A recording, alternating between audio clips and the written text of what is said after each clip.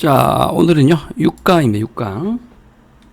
전체적으로 보면 이제 1-3단원 민주정치의 원리와 국가기관의 역할에 대한 것인데요. 지난번에 우리가 이제 국회까지 받았죠, 국회까지. 앞부분 복습하고, 삼권분립, 권력분립에 대한 복습 좀 하고 들어가겠습니다. 이건 뒤에 또 나오니까 그대로 또 한 번 더 필기를 할 거예요. 자, 접서 73페이지예요. 국회에 대해서 배웠어요. 우리나라 권력 기관들, 나란 일을 하는 기관들이 있는데 크게 세 개 국회가 있었고요. 정부가 있었고 또 법원이 있었습니다. 그중에 국회 배웠죠? 오늘은 나머지 정부와 법원에 대해서 배우겠습니다.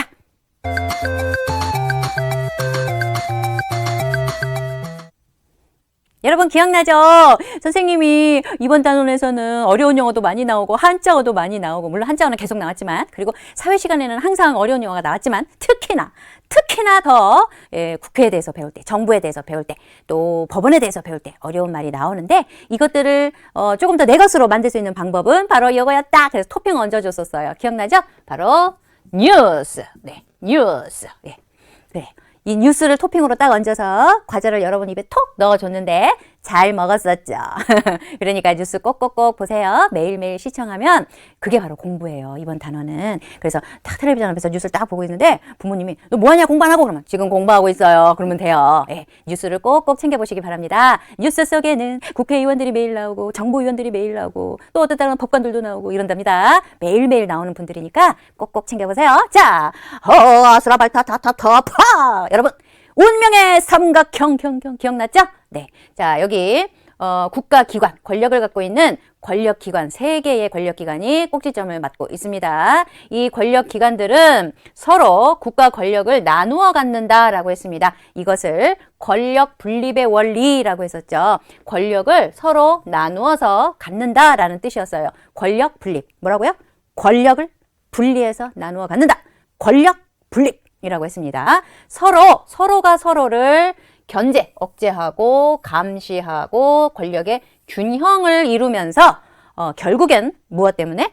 자유와 국민의 자유와 권리를 보장할 수 있기 때문에 민주주의가 잘 형성된 나라는 권력 분립이 잘 지켜지고 있다라고 했습니다. 그래서 국회의원들은 정부가 하는 일을 잘 감시했다가 국정조사할 수 있었다 그랬어요. 기억나죠? 그리고 혹시 대통령이나 국무총리나 뭐 장관들이나 이 사람들이 법률이나 헌법을 위배하면 탄핵에 대해서 소추할 수 있다. 탄핵 소추권. 당신 나가세요. 그러면은 알았어 하고 나가는 건 아니고 탄핵을 해야겠습니다 하고 자기네들끼리 결정을 할 수 있다. 이게 탄핵 소추권이었고, 또 정부에서는 대법관들을 임명할 수 있었고요. 그렇죠?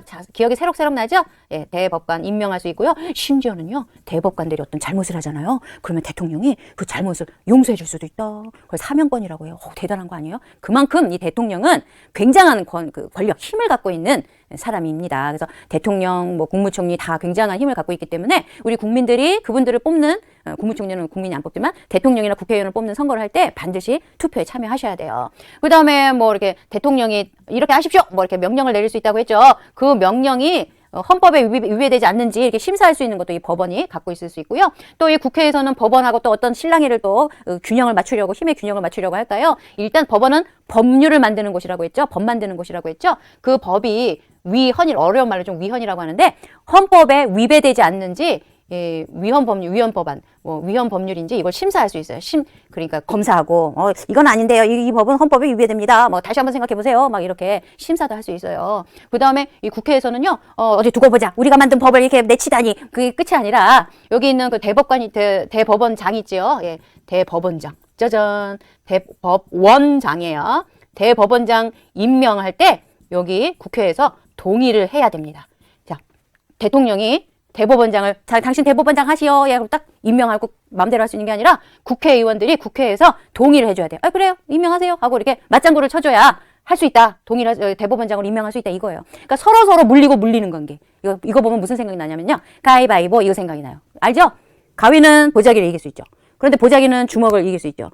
또 주먹은 가위를 이길 수 있죠. 이게 물고 물리는 관계. 가위바위보 관계라니까요. 예. 이 권력 분립의 원리는 가위바위보랑 똑같습니다. 자, 그럼 지난 시간에 국회에 대해서 배웠는데 오늘은 정부에 대해서 배울게요. 정부는요. 자, 삼권 분립 또는 권력 분립에 대해서 간단하게 우리가 지난번에 본 걸 한번 복습해 봤고요. 이건 뒤에 또 나오니까 이따가 이거 한번 더 필기를 다시 하셔야 됩니다. 자, 국회에 대해서 우리가 배웠고 정부는 78페이지가 되겠습니다. 국회가 이번 시험 범위가 아니긴 합니다만은 그래도 기본적인 건 알아야 되기 때문에 나중에 문제 풀 때 국회의 기본적인 기능에 대해서는 국정조사라든가 이런 것들 기본적인 것들은 좀 문제에 일부 넣어놨어요. 그러니까 좀 중복되더라도 어쨌든 기본적으로 세 가지를 다 알아야 돼요. 국회, 정부, 그다음에 법원 세 가지 알아야 되기 때문에 국회만 빼고 외우기도 좀 어색하죠. 그러니까 그 기본적인 내용은 문제 풀이하면서 다시 또 복습을 좀 해놔야 됩니다.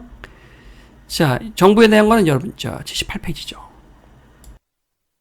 법에 따라서 마음대로 하는 게 아니에요. 국회의원들이 만들어 놓은 이 법에 따라서 나라의 살림을 맡아 하는 국가기관이고요. 누구를 중심으로? 예, 여러분 다 알죠? 대통령을 중심으로 그 대통령과 함께 일을 하는 국무총리가 있고요. 여러 부처, 청, 그리고 위원회가 모여서 이 정부를 조직하고 있습니다. 하는 일은 뭘까요? 자, 그래서 나라 살림을 맡아 하는 기관이고 정부는요. 밑줄 긋고요. 정부의 안에 구조는요. 대통령과 그 밑에 국무총리가 있고요. 그 밑에 이제 부, 처, 청, 위원회 등으로 구성되어 있다.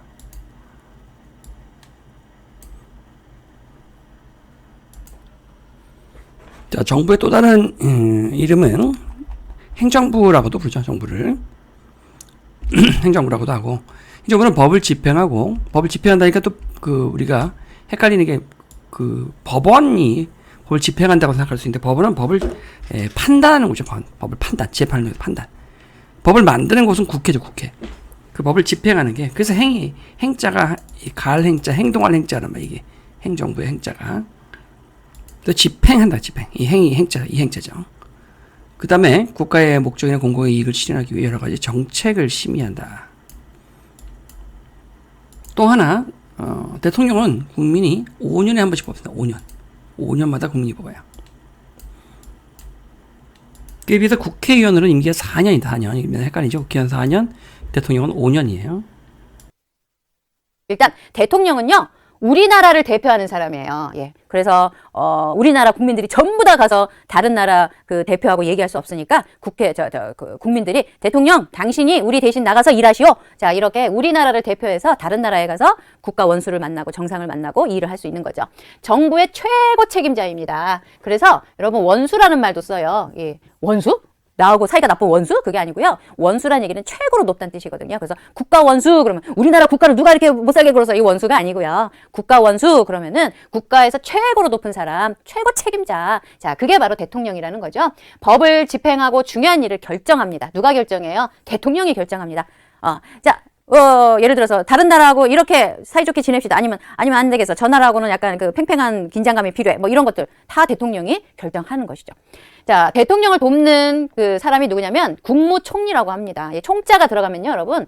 총자가 들어가면 전부에 관계된 거예요. 총자가 들어가면 전부를 어떻게 아우르는, 전부를 책임지는 이럴 때 총자 많이 씁니다. 자, 국무, 나랏일이란 얘기예요. 예, 나랏일을 총괄하는 그런 사람이에요. 물론 결정은 누가 해요? 대통령이 하죠. 자, 대통령 아래에서 대통령을 도와서 국무, 나랏일이에요. 국무가 나랏일입니다. 예, 나랏일을 총괄적으로 이렇게 보는 사람, 그 사람이 바로 국무총리입니다.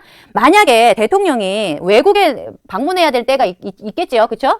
또 여러 뉴스에서도 그런 뉴스가 나오죠. 어디에 갔습니다. 누구랑 만났습니다. 그러면 대통령이 대한민국에 없죠. 안 계시죠? 그럴 때에 대통령이 외국 방문하거나 특별한 이유 때문에 일하지 못할 때 그 대통령의 임무를 대신하는 사람도 국무총리가 되겠습니다. 자, 이 대통령은 여러분 뭐 흔히 아니까 요것이 이제 시험 문제 나오면 쓸 수 있어야 됩니다. 국무, 나랏일이에요. 나랏일을 총괄적으로 잘 살펴보는 사람이 바로 국무총리가 되겠고요. 예, 여기 78페이지 하단에도 나와 있죠. 정부는 나라 살림을 맡아 하는 기관이다. 대통령, 국민이 뽑은 정부의 최고 책임자입니다. 우리나라를 대표한다. 외국에 나가서 대표한다. 국무총리는 대통령을 도와 정부의 각 부를 관리하는 것인데요. 대통령이 없을 때는 대통령을 대신 나랏일을 하죠. 각부 공무원들, 그 밑에 공무원들이죠. 예. 공무라는 게 공적인 업무란 뜻입니다. 공적인 업무. 국가의 안정과 행복을 위해, 국민의 안정과 행복을 위해서 여러 가지 일을 한다. 뭐 이런 사실 사명감을 가진 공무원이 얼마나 있겠어요. 사실상 그냥 자기 갖고 있는 그 권력을 누리려고 그러지. 이렇게 막 장사하는 사람들한테 와서 또 좀 갈구고, 위생 공무원들도 그렇죠. 출입국 관리 사무소에서 일하면 또 외국인 노동자들 연락도 갈구고 반가 해보면 나오잖아요. 자, 위쪽에 올라가시면 대통령 첫 번째 의무는 국가 안보와 국민의 안전을 지키는 것이다. 또 경제를 좀 챙겨서 국민의 삶의 질이 좋아지도록 노력해야 되고 외국에 대해서 우리나라를 대표한다. 뭐 이렇게 사명을 가지고 일하는 대통령도 있고 어떤 대통령은 그러니까 역대 본인이 한밤중에 자다가도 북한이 쳐들어올 수 있잖아요. 그래서 늘 술을 먹지 않고 술을 끊었다 그래요. 대통령 임기 기간 동안 임기 끝나고 편하게 술을 먹었다는 대통령도 있는 반면 매일 밤 술을 처먹는 대통령도 있죠. 국민이 어떻게 되든 말든 수해가 나든 말든 그냥 퇴근해서 술 한잔 먹을 생각에 그런 대통령도 있을 거고.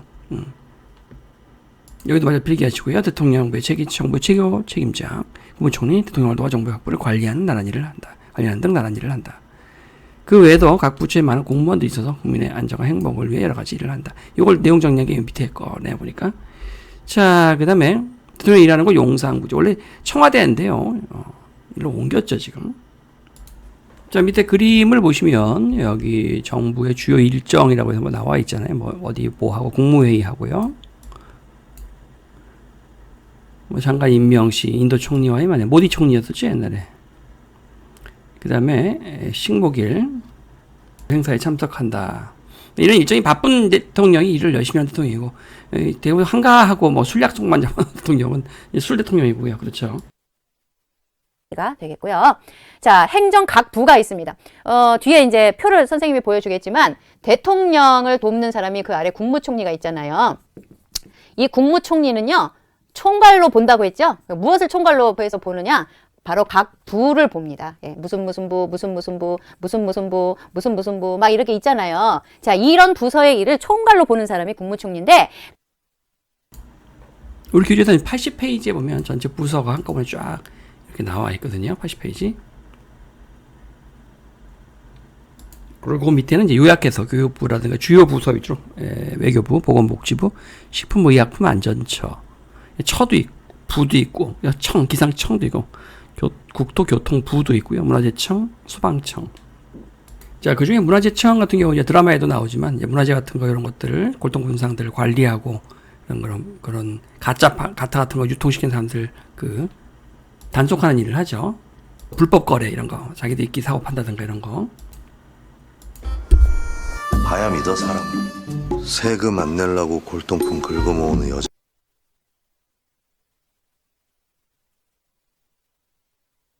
한테 우리도 자기만큼 더럽고 떼탄 사람들이다. 그 외에도 이제 뭐 소방청도 있죠. 국민의 생명과 재산을 보호한다든가. 이름만 봐도 무슨 일하는 부서인지 금방 우리가 알 수가 있죠. 행정각부가 모여 있는 곳이 바로 이 세종 특별자치구였던 거, 기억나죠? 거기 정부 세종청사가 되겠습니다. 네, 세종시였고요. 위치 다시 한번 기억해두면 우리나라 전체 했을 때 여기 위치입니다. 충청남도의 연기군을 세종시로 바꿨다고 했죠. 이 부분을. 각 부서에 대표가 있겠죠. 높은 사람이 있겠죠. 그 사람이 장관이고요. 이 장관 또 아래에 있는 사람이 차관입니다. 그래서 보통 뉴스에 보면 장관과 차관은 이렇게 얘기 안 하고 장차관 이렇게 얘기합니다. 합해서 장차관 그러면 장차관이 누구야? 이러지 말고 장관과 차관이구나 이렇게 이해하세요. 자, 이 사람들과 많은 공무원이 국민의 안전과 이 사람들이 하는 일의 목표가 뭐다? 국민의 안전과 행복을 위해서 이 사람들이 하는 일들이다 이 말이에요. 안전하게 행복하게 지내기 위해서는 이 사람들이 많은 일을 한다 이 말이에요. 네, 아까 78페이지에 했었죠. 국민의 안전과 행복을 위해서 여러 가지 일을 한다. 네, 행복을 위해서 여러 가지 일을 한다. 자, 공무원은요 취직을 합니다. 어디에 취직해요? 나라에 취직합니다. 여러분 회사에 가서 회사에 취직하면 회사원이 되죠. 나라에 가서 나란 일을 하면 공무원이 되는 거예요. 예, 나란 일을 하면 나라에 취직하는 거예요. 월급도 나라에서 주는 것이고요. 그렇죠? 이분들이 공무원이죠.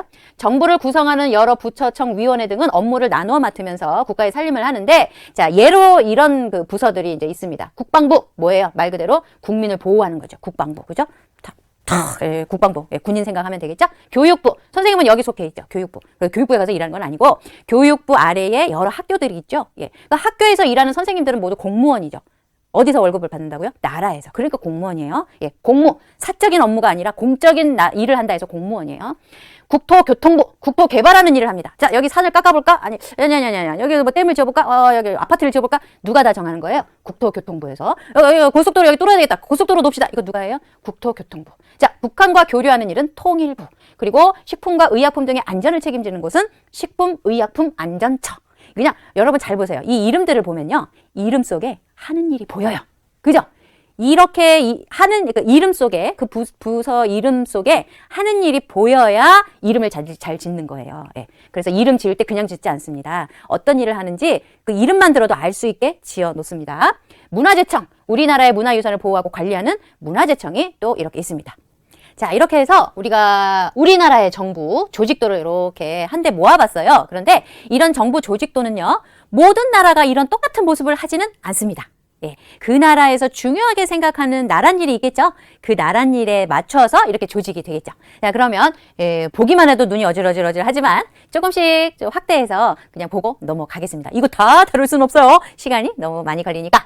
일단 나라의 최고 결정권자인 대통령이 있고요. 이 대통령 가까이에 뭐 비서실, 안보실, 감사원, 국가정보원에서부터 과학기술자문회의까지, 국가기술자문회의까지 다 있는데요.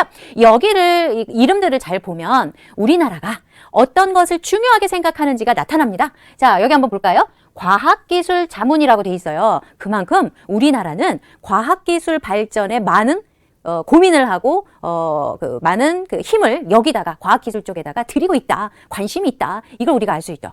자, 그 다음에 우리나라는 우리 국민들의 인권에 많은 관심이 있다라는 것도 여기 이름만 보면 알 수가 있고요. 여기 정보원이라고 돼 있죠. 아, 우리나라는 각종 정보들을 모으고 활용하는데 굉장한 관심이 있는 나라구나라는 걸 알 수 있어요. 특히 이 국가정보원은요, 북한에 대한 정보도 여기서 수집을 합니다. 또 뭐 산업 스파이라고 들어봤어요? 뭐 우리나라의 중요한 어떤 기술 자원들이 있잖아요. 이 사람도 자원이 될 수 있죠. 이런 기술이라든가 이 기술을 다루는 사람이라든가 이런 사람들이 혹시 외국에 유출되지 않는가 이런 것도 여기서 다 눈여겨보고 있답니다. 자, 이 이름만 봐도 우리나라에서 무엇을 중요하게 생각하는지 알 수가 있고요. 자, 대통령 아래에는 국무총리가 있습니다. 이 국무총리 아래쪽에 국가보훈처, 법제처, 공정거래위원회, 권익위원회 뭐 여러 가지가 있습니다. 역시 이름만 봐도 아, 우리나라는 원자력 발전의 안전 이것을 굉장히 또 중요하게 생각하고 있구나. 또 공정거래, 이 공정거래위원회에서 무슨 일을 하냐면요. 여러분 왜 이렇게 광고를 보면 우리 회사 제품이 이렇게 좋습니다. 막 이렇게 광고를 하잖아요. 자, 그럴 때 과장 광고가 아닌지 아니면 거짓 광고가 아닌지 이런 것도 여기에서 탁 바라보고 있다 이 말이에요. 자, 그러면 그 국무총리 아래에 이제 요것들을 봅시다. 요게 중요하죠. 무슨 부 다 부자가 들어가 있죠. 이렇게. 자, 이게 부서들이 있습니다. 여기에 최고 어른이 바로 장관들이에요. 그래서 기획재정부 장관, 교육부 장관 이렇게 장관이란 말을 넣고요. 그 아래에 있는 사람이 이제 차관이 되겠죠. 뭐 통일부 장관, 차관 이런 식으로 돼 있는 거예요. 그분들이 이제 공무원의 일을 하고 있는 것이죠. 아까도 우리가 살펴봤지만 학교와 관련 있는 것은 교육부가 되겠죠. 또 군대와 관련 있는 것은 국방부가 되겠죠. 자, 이 보건복지부는요. 그 나라에 만약에 전염병이 돈다. 그러면 이 보건복지부가 또 바빠지겠죠. 이 아래에 있는 질병관리청.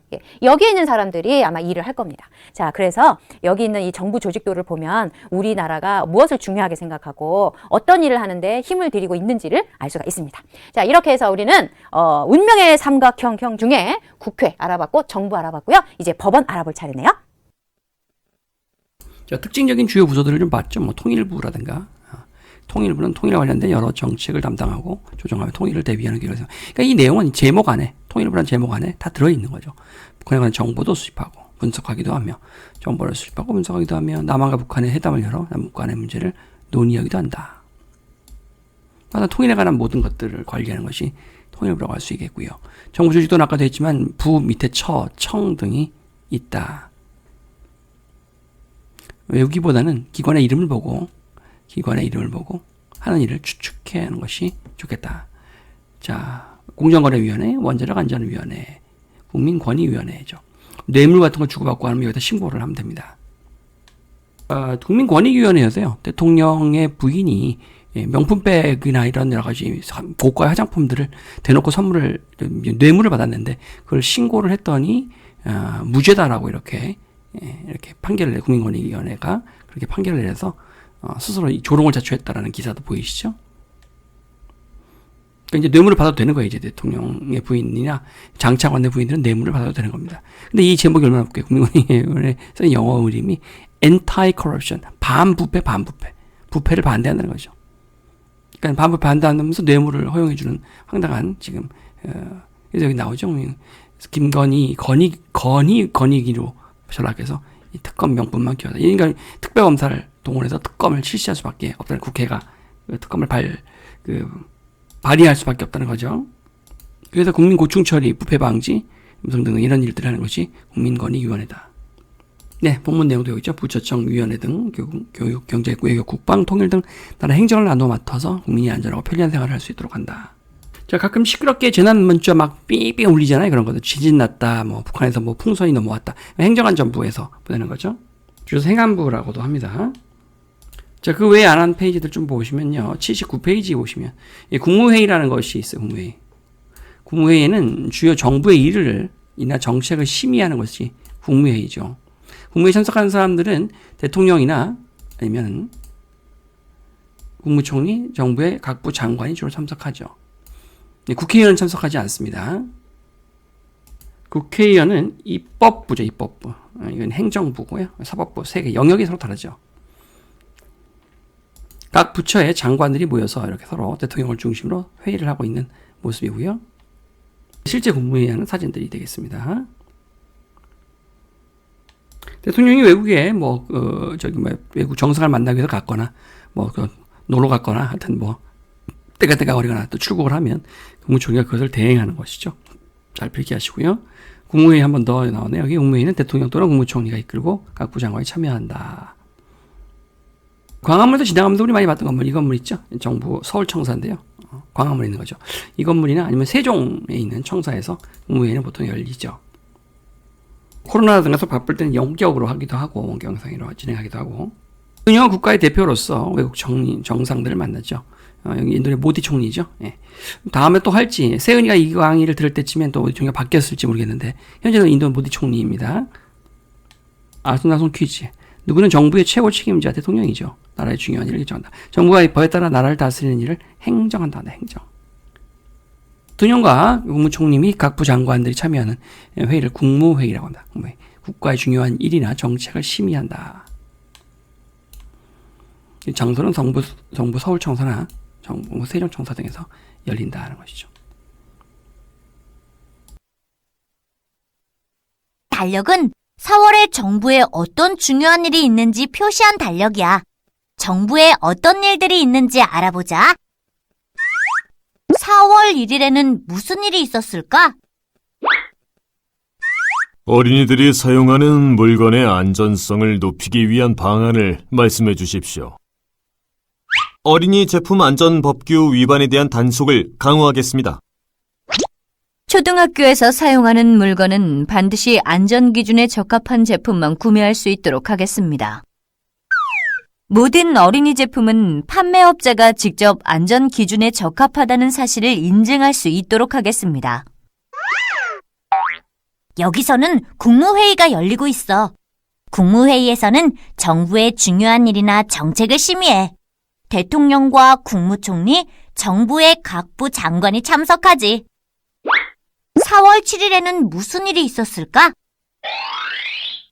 우와, 대통령이 정상회담을 위해서 출국했어. 그럼 우리나라에서 대통령이 해야 하는 일은 어떻게 할까? 국무총리가 대통령을 대신해서 나랏일을 해.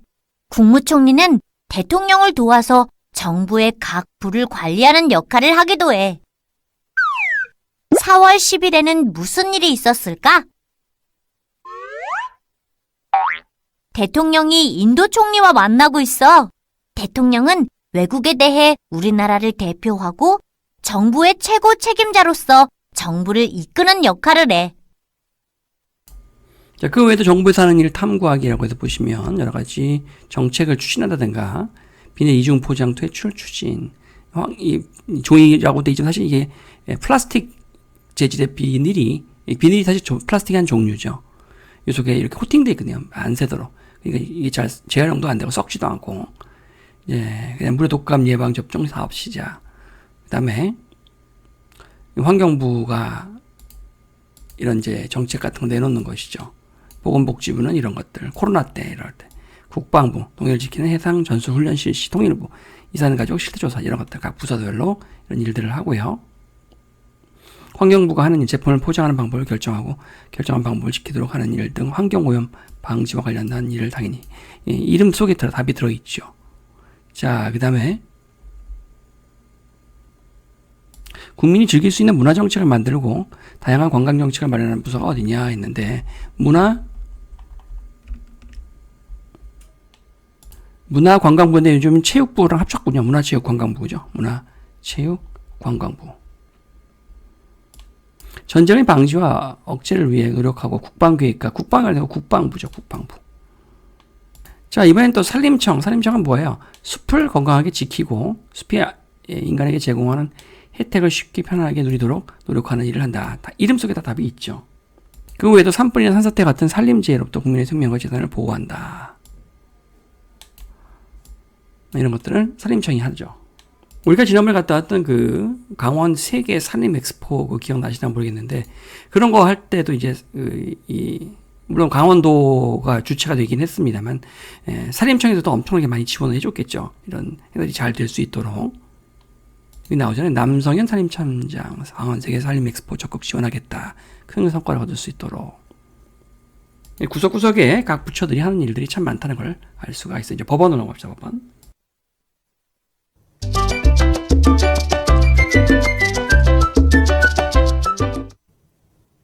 상대적으로 국회와 그 정부가 하는 일은 우리에게 좀 생소할 수 있지만 이 법원이 하는 일은 약간 친근할 수 있어요. 알아요. 이런 친구 많을 것 같아요. 왜냐하면 이 법원은 또 드라마에 또 많이 나오더라고요. 그렇죠? 물론 드라마에 나오는 법원이 다가 아닙니다. 예. 자, 이 법원에서 하는 일, 사법부라고 하죠. 이 법을 잘 집행하고 있는지 감시하고 판단하고 재판하는 그 일을 하는 곳이 바로 사법부인데 법원은요 법에 따라서 재판을 하는 국가기관이에요. 그래서 판사가 필요하겠죠. 그리고 그 어떤 사람이나 기업이나 어떤 기관에서 이 법을 잘 집행하고 있는지 감시하고 그것을 제대로 죄를 밝혀내는 사람이 또 있어야 되겠죠. 그 사람은 검사가 되겠죠. 그래서 법원에는 판사가 있고 검사도 있을 수 있어요. 검사는 물론 법원에 있지는 않죠. 법원에 있지 않지만 검찰청이라는 데 있죠. 있지만 항상 이 판사와 검사는 항상 같이 이렇게 일을 안 할 수가 없는 그런 관계가 되겠습니다. 자, 사람들 사이에 다툼이 있으면 이것을 해결해 줍니다. 자, 한번 볼까요? 층간소음으로 세모 씨가 정신적 피해를 입은 만큼 보상하세요. 뭐 100만 원 주세요. 뭐 이런 식으로 사람들 사이에 다툼을 해결하고요. 법을 지키지 않는 사람을 이 처벌까지 합니다. 자, 이게 조금 다른데요. 이렇게 사람들 사이에 다툼이 있을 때는 이 사람에게 보상으로 100만 원 주세요. 1000만 원 주세요. 뭐 이렇게 이걸 여기서 이제 해결해 주잖아요. 그런데 이 처벌은 좀 다릅니다. 처벌은요, 법과 관련이 있어요. 이것은 돈으로 해결되는 게 아닙니다, 여러분. 예. 저 100만 원 드릴게요. 제가 이거 잘못했는데 1억 원 드릴게요. 그걸로 해결되는 게 아니라 처벌을 받으셔야 돼요. 그래서 네모 씨를 폭행한 것이 인정되어서 징역 몇 년을 선고합니다. 이 말은 뭐냐면 돈을 아무리 줘봐야 소용없어요. 무조건 감옥에 갈 수밖에 없는 거예요. 자, 이게 바로 처벌입니다. 예. 자, 그래서 법을 지키지 않으면 처벌을 받게 됩니다. 개인과 국가, 지방자치단체에서 어떤 갈등이 생겨날 수 있어요. 자, 예를 들어서 지방자치단체에서 어떤 시설을 여기다가 만들었는데 그것이 그 주변에 있는 그 마을 주민에게 피해를 줬다. 그러면은 예를 들어서 공장을 세우도록 허가를 해줬는데 그 주변의 마을 사람들이 막 그 공장이 일어난 뒤로 세워진 뒤로 막 아프기 시작한다. 자, 그런 경우가 또 있잖아요. 그럴 때 또 갈등을 해결해 줍니다. 자, 이렇게 동그라미 씨는 지하철 공사 때문에 집이 파손된 피해자들에게 수리비 보상하세요. 뭐 이런 식으로. 그러니까 개인과 개인 간의 갈등이 있을 때도, 그리고 개인이나 어떤 집단에서 법을 어겼을 때도, 또 개인과 국가 간의 갈등이 생겼을 때도 모두 여기에서 법원에서 해결을 해준다 이 말이죠. 자, 공정한 재판이 필요하겠죠. 그래서 원칙을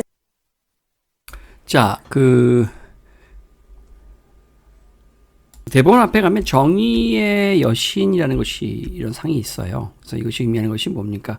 저울과 책이죠. 그래서 저울은 공정성을 나타내고 책은 법전입니다. 정해진 법에 따라 재판하겠다는 의미죠. 현실적으로 그러나 이 재판관도 정치인들의 눈치를 안 볼 수 없고 대통령의 눈치를 안 볼 수가 없다. 또 여론의 눈치를 또 안 볼 수가 없죠. 이건 이제 이상적인 얘기고. 그래서 법원이라는 곳은 사람들 사이의 다툼을 해결하거나 법을 어긴 사람을 처벌하거나 아니면은 개인과 국가 또는 개인과 지방자치단체 국가와 지방자치 사이에 어떤 분쟁이 생겼을 때 그것을 해결하는 일을 해준다. 밑에 한번 더 요약되어 있죠. 그에 따라 재판을 하는 기관이 법원인데요. 개인 간 다툼이나 법을 어긴 사람을 처벌하거나 또는 각 그 단체라든가 국가와 개인과의 갈등을 해결한다 이거죠. 개인이 억울한 일을 당했을 때 법원에서 판결을 내리죠. 이건 국가가 배상해야 된다라고 하는 이런 판결을 개인과 국가의 갈등을 법원이 이제 심판 역할을 해준 것이라고 할 수 있겠어요. 참고 영상 하나 보겠습니다. 실제 여기 분쟁이 생겼을 때 이제 법원이 개입해서 이거에 대한 판결을 내리는 뉴스 참고 영상이 하나 있죠. 였더라도 이를 이유 없이 뜯어냈다면 업무 방해죄에 해당한다는 대법원 판단이 나왔습니다. 대법원 2부는 업무 네, 제일 상급 법원인 대법원이 판단했다. 판단, 저지죠. 저지 판단했다고요. 판사를 저지라고 하면 저지. J-U-D-G-E, 저지. 방해 혐의로 기소된 아파트 관리소장 A씨에게 벌금 100만 원을 선고한 원심을 확정했습니다. A씨는 지난 2019년 평소 사이가 좋지 않던 입주자 대표회의 회장 B씨가 주민들에게 변압기 사고 관련 민원을 알리기 위해 공고한 알림문을 정당한 이유 없이 뜯어낸 혐의로 재판에 넘겨졌습니다. 1, 2심은 공고문 부착 과정이나 규격 등 아파트 관리 규약을 지키지 못했지만 동대표 과반수의 찬성을 얻고 게시한 점 등을 종합하면 A씨의 행위는 정당 행위로 보기 어렵다고 판단했습니다. 네, 법원이 판단을 해주는 거죠, 판단을. 저 판단이 좀 객관적이어야 될 텐데, 장기적으로 이게 AI 판사라든가 AI 검사가 나와서 이런 판단에 자꾸 개인적 감정을 기입하거나 그러지 못하도록 해야 됩니다, 사실은 이게 지금 심각한 사회 문제예요, 어떻게 보면. 이 사법부, 이 법원과 검찰의 일단 굉장히 그 권력을 추종하는 그런 속성들이 문제. 힘이 센 사람한테는 굉장히 약하게 손방망이 처벌하고 금방 풀어주고 힘이 약한 사람한테 조져버리는 나한테 또 정치인이 이렇게 누군가를 좀 조져달라고 부탁을 하면 무리하게 이렇게 재판을 끌고 가서 아주 뭐 증거를 보지도 않고 자 우리가 잘 아는 우리 SK텔레콤 핸드폰으로 유명한 통신으로 유명한 SK텔레콤 회사가 지금 이제 이렇게 불법에 개입돼서 대통령을 탄핵하는 불법에 개입돼서 이걸 이제 이 양반이 다 잡아냈단 말이죠. 그래서 이제 재판을 간 거죠. 그러면 재판은 선고가 안 나오냐, 재판에 맡기면 될 거 아니야, 이런 얘기들을 많이 합니다. 아니 재판부가 재판을 안 열어. 언제부터? SK 계약서 위조 증거가 드러나기 시작하니까 재판부가 재판하려고 도망갔어요. 그래가지고 야 니네 도망갔지만 내가 결국 증거 조작 다 잡아냈다, 냈어, 빨리 열어라. 답변이 없어요. 3월 27일 냈는데 재판부 답변이 없어. 그래서 이 재판 안 열면 이거 당연히 이제 이 재판부 기피 신청하고 공수처에 고소고발 들어가고 이 판사들 안 돼. 이건 특검하고 특별재판부 왜 판사가 지금 다 범죄에 개입했기 때문에요. 이거는 특검만 가지고 안 되고 특별재판부를 만들어서 이 판사들까지 다 중벌을 내려야 돼. 판사만 한 20명 이상 나올 겁니다. 아마 검사 한 50명에 판사 한 20명 정도 모가지 날라갈 거예요. 이거. 자, 뭐 우리 영상과는 달리 현실적인 것은 이게 현실이죠. 이게. 자, 공정한 재판이 필요하겠죠. 그래서 원칙을 세웁니다. 굉장히 시험에 많이 나오고 실생활에서도 중요한 법칙이니까, 원칙이니까 잘 보세요. 일단 법원과 법관의 독립이라는 말이 나옵니다. 독립은요, 여러분 이렇게 생각하시면 돼요. 여러분 지금 부모님과 같이 사는 사람들 있잖아요. 자기 보호자와 같이 살죠. 그러면 싫어도 어떻게 해요? 야, 여기 좀 치워라. 공부는 언제 해라. 책 좀 읽었니? 계속 얘기를 들어야 되죠. 내 맘대로 안 되는 경우도 있죠. 그건 독립한 게 아니죠. 그죠? 그런데 내가 어른이 되었어요. 엄마, 아빠, 저 이제 독립해서 따로 나가 살래요. 그럴 수 있죠. 그럼 독립해서 딱 나가 살아요. 그러면 옆에서 엄마나 아버지께서 이렇게 해라 저렇게 해라 못 하시죠. 그게 바로 독립이죠. 자, 독립이 그겁니다. 외부의 영향이나 간섭을 받지 않는 것이 독립이라는 거예요. 자, 이게 바로 독립이라는 겁니다. 자, 우리 생각하면 돼요. 예. 항상 우리가 배우는 것은 사실은 우리와 가까이 있습니다. 우리라고 다르지 않다라는 것이죠. 예. 자, 법관은 개인적인 의견이 아니라 헌법과 법률에 따라서 공정하게 판결을 내립니다. 자, 법관은 재판하는 사람이잖아요. 그런데 법관들도 성격이 다 다르죠. 그리고 더 중요하게 생각하고 덜 중요하게 생각하는 거 있죠. 법관이 여성이냐 남성이냐에 따라서, 법관의 나이가 어느 정도냐에 따라서 조금씩 생각이 다를 수 있죠. 그때마다 판결이 달라지면 곤란하겠죠. 그래서 개인의 의견이 아니라 항상 헌법과 법률에 따라 판결을 내려야 된다 이 말이죠. 법관도 사람이잖아요. 그죠? 자, 그러니까 사람이니까 내 맘대로 할래 이게 아니라 항상 헌법과 법률에 따라서 일을 해야 된다 이 말이고요. 특정한 경우를 제외한 모든 재판의 그 과정과 결과를 공개하게 되어 있습니다. 예, 그래서 판결문도 그 사이트 홈페이지에 들어가면 누리집 들어가면 판결문도 다 볼 수가 있게 그렇게 돼 있습니다. 공개해야 되고요. 3심 제도는 이 그 서술형으로도 많이 나오죠. 한 사건에 대해서 급이 다른 법원에서 3번까지 재판을 받을 수 있습니다. 그런데 급이 다르다라고 했는데 제일 낮은 급이 지방법원이에요. 예. 자, 법원의 구조는 여기 여러분 82페이지에 나와 있습니다. 여기요. 나와 있고요. 지금 하고 있는 내용도 이걸 좀 정리해 놓은 거예요. 여기 아래 부분을 정리해 놓은 겁니다. 83페이지를. 지방법원은 흔하게 볼 수 있어요. 서울만 해도 동부지방법원, 서부지방법원, 북부지방법원 막 여러 개가 있을 수 있어요. 이 지방보다 급이 좀 높은 것이 고등법원이에요. 벌써 고자가 들어가죠. 예. 높다 이 말이에요. 할머니 집 앞에 있는 것이 이제 북부지방법원입니다. 북부. 고등법원. 고등법원은 좀 이렇게 듬성듬성 있죠. 우리나라에 이제 몇 군데 안 되는. 자, 고등법원 위에는요. 대법원이 있습니다. 예. 여기 화면에 보이나요? 예. 대법원이 있습니다. 이렇게 높이 돼 있다. 이 말이죠. 급이 다르다 이 말이에요. 지방법원보다 고등법원이 적겠죠. 고등법원은 적은데 대법원은 딱 한 군데 있어요. 서울의 서초동에 있습니다. 대법원이. 자, 이렇게 여기에서 재판을 한번 받고 이거 아닌 것 같아요. 그러면은 여기에서 재판을 한번 받고 또 여기에서도 재판을 받을 수 있습니다. 3번 받을 수 있죠. 자, 이렇게 3번까지 재판을 받을 수 있다 해서 3심 제도라고 합니다. 무조건 모든 재판이 다 3심, 3번 재판을 하는 건 아닌데, 예, 그건 아니고요. 3번까지 재판을 받을 수 있게 법적으로 장치가 되어 있다 이 말입니다. 자, 국가기관에서 하는 일을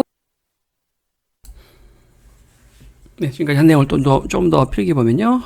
그래서 여기 법원의 구조, 지방법원, 고등법원, 대법원의 순서로 되어 있습니다. 3심 구조를 이루고 있다 했죠. 그 외에 특별법원이 있어요. 전문법원이라 해서 특허만 전부로 다루는 특허법원이 있고, 특허라는 건 이건 내가 만들어낸 디자인이고 내가 만들어낸 기술이니까 남은 못 써라고 하는 거죠. 그런 건 좀 약간 전문적인 거거든요. 뭐 반도체 특허 같은 거, 반도체를 좀 알아야 될 거 아니에요. 뭐 미술품 같은 거, 내 걸 베꼈다, 그렇죠? 그런 것들, 모방 같은 거, 그런 것들 좀 특별한 경우거든요. 그래서 그런 특허법원, 또 가정법원, 가정법원은 주로 이제 이혼이라든가 이런 거 다루는 법원이죠. 드라마 굉장히 유명했던 드라마 사랑과 전쟁이라는 굉장히 유명한 이 드라마가 있는데요. 이 드라마의 마지막 장면이 워낙 유명하죠. 바로 뭐예요? 4주 뒤에 뵙겠습니다죠. 찾으셨어요? 예, 찾긴 찾았습니다.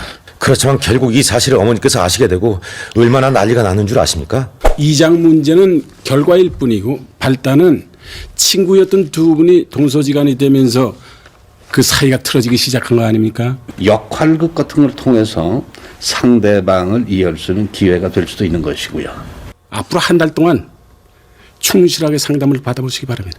4주 후에 뵙겠습니다. 이사입니다.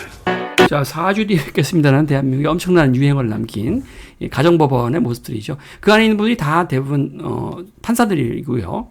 판사들이고 일부 변호사가 같이 동참을 해서 각자 이제 부인이나 남편이 서로 상대방의 책임이 있다. 그래서 우리는 이혼을 해야 되고 상대방한테 내가 더 많은 돈을 뜯어내야 된다. 뭐 그런 다툼을 벌인다. 이혼 분쟁이에요, 분쟁. 뭐 그런 것들을 이제 각 변호사를 대동해서 서로 다투는 그런 자리가 되겠죠. 근데 일반적으로 사실은 조금 이제 좀 권위가 있는 아까 같이 나이가 있으신 판사가 가운데 앉아서 좀 조정을 하면서 목표는 뭐죠?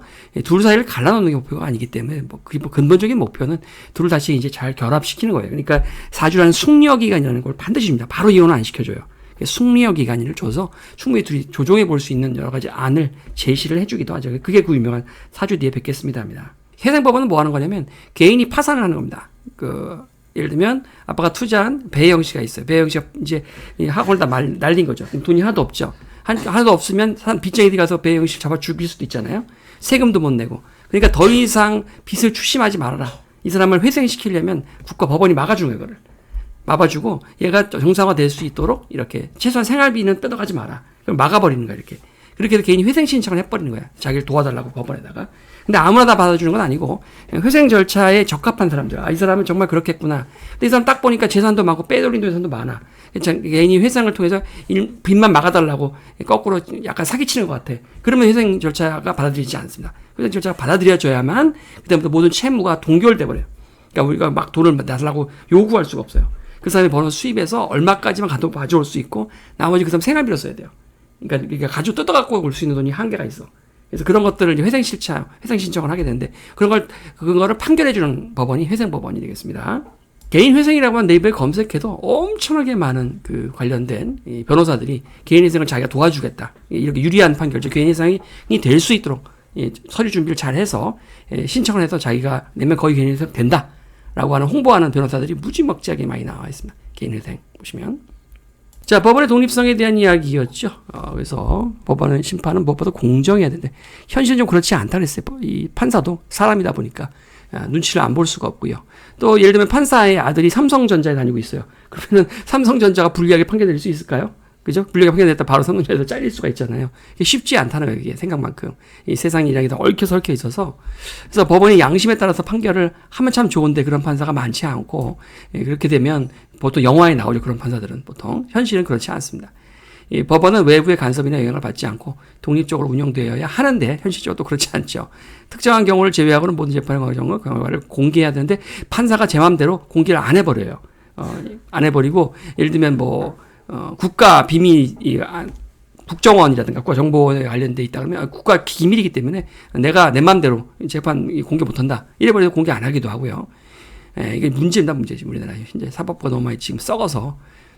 원칙적으로 3심제도를 적용하면 3심제도는 우리 과거에 우리 조선시대에도 있었었죠. 모든 국민이 공정한 재판을 받을 수 있도록 한다. 그래서 한 번에 3번까지 받을 수 있는 제도. 3심제도는 주관식문이라도 꼭 외워두셔야 되고요. 자, 재판의 실제 모습이 하나 나와 있군요. 이쪽에 검사가 있고요. 검사는 뭘 갖고 있다 했죠? 공소권.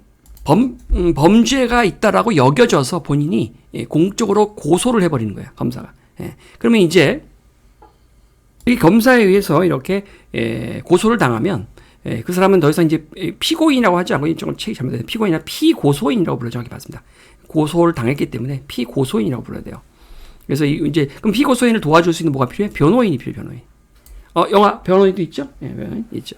자, 그래서 그 당시에는 이제 대통령의 지시로, 전두환의 지시로 대학생들 중에 좀 이상한 책이라고 판단이 자기들 자의적인 해석을 하는 거죠. 그래서 북한하고 내통한다 이런 식으로 고소를 해버리는 거죠.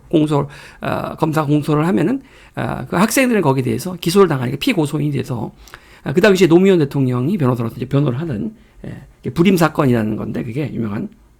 그 당시 영화에서 생각해보면은, 이렇게 그 검사가 임의로 자기가 판단하는 그 책이 불온서적인지를 어떻게 아느냐, 이런 식으로. 그거는, 예를 들면, 유명한 그 축구 두 팀이 레알 마드리드 축구하고 있는데, 만약에 김정은이가, 메시를 응원했다.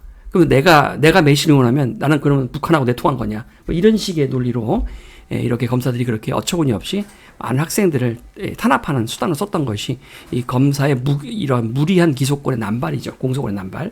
공소 또는 기소라고 불러요. 자, 그래서 경우에 따라서 이게 재판을 방청할 수 있도록 이렇게 해놓기도 하고요. 비공개로 하기도 합니다. 그래서 재판을 공정하기 위해서 방청을 하기도 하고, 방청에서 야유도 나고 막 그러죠. 그래서 국민의 자유와 권리를 보장하기 위해서이다. 이렇게 하는 이유는. 자, 공정한 재판이 이루어져야 국민의 자유와 권리를 보장받을 수 있죠. 법관의 양심, 법원은 다른 외부의 대통령이라든가 기타 다른 국회라든가 이런 사람들이 간섭을 받지 않도록 독립적으로 운영한다는 게 목표지만 현실 그렇지 않다 그랬어요. 그리고 재판의 잘 공개 안 합니다. 공개되는 것도 있고 중요한 재판은 또 잘 공개를 안 해요. 3심제도에서죠. 다 굉장히 중요하다 했었어요. 이 부분은.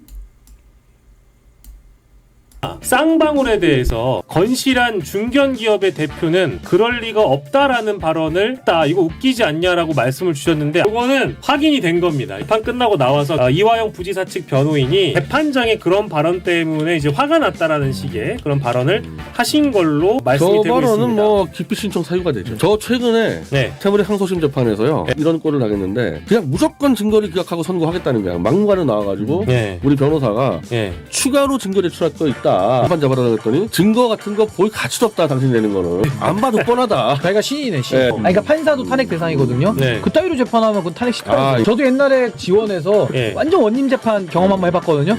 판사 그냥 다 지 맘대로. 저런 경우는 판사가 양심도 없기도 하지만 독립돼 있지 않고 이미 지령을 받고 들어온 거죠. 이렇게 노골적으로 재판을 하라라고 지령을 받고. 영화에서도 이런 장면들이 굉장히 많죠.